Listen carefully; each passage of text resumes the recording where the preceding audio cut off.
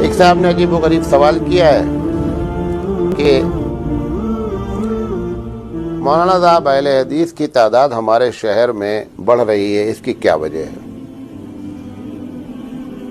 اس کی پہلی وجہ یہ ہے کہ ہم بے دلیل بات کرتے ہیں، وہ دلیل کے ساتھ بات کرتے ہیں۔ پہلی وجہ ہمارے یہاں مدارس میں ہم کو فقہ پڑھائی جاتی ہے اور حدیث سے دلیل نہیں دی جاتی ہے، یہ بنیادی وجہ ہے۔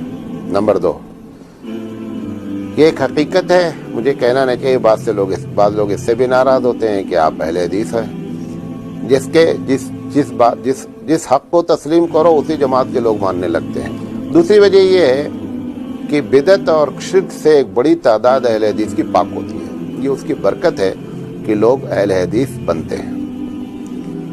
تیسری وجہ یہ ہے کہ جو تبلیغی جماعت ہماری محنت کرتی ہے اور مسجد تک لوگوں کو لے جاتی ہے، مسجد کے بعد ان کے پاس سلیبس نہیں ہے کہ اب اس کے بعد ان کو کیا کرنا ہے، لہذا وہ جو خراب بندے ہوتے ہیں، وہ نیک بندے مسجد کے دروازے تک پہنچتے ہیں تو اہل حدیث حضرات ان کے سامنے دلائل سے بات کرتے ہیں تو وہ مکھن لے کے چلے جاتے ہیں اور چھاچھ یہ لوگ پیتے رہتے ہیں۔